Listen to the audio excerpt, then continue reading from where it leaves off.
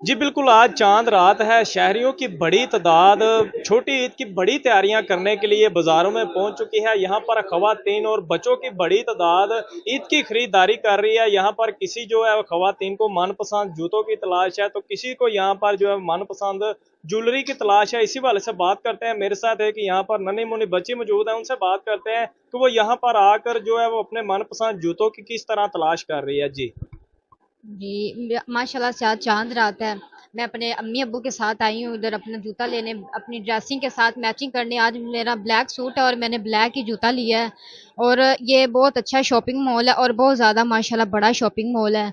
और माशाल्लाह सुबह ईद है, इसलिए मैंने अपनी पूरी तैयारी कर ली ईद के लिए। और इंशाल्लाह सुबह खुशी के साथ अपनी ईद मनाऊंगी। आज चांद रात है, कल ईद है। मैं अब मेरी सारी शॉपिंग मुकम्मल हो गई है। मैं जूते लेने आया हूँ, ये मुझे जूता बहुत पसंद है। मैं कल ईद अपने दोस्तों के साथ मजे से मनाऊंगा। जी, आपने इनकी बात सुनी। इनका कहना है कि हम यहाँ पर शॉपिंग मॉल में आए हुए हैं। यहाँ पर आकर छोटी ईद की बड़ी तैयारियों के हवाले से अपनी जो पसंद का ब्लैक जूता है वो यहाँ से मैंने वो पसंद किया, और सुबह जो ईद का त्यौहार है वो खुशियों के साथ मनाएंगे। जी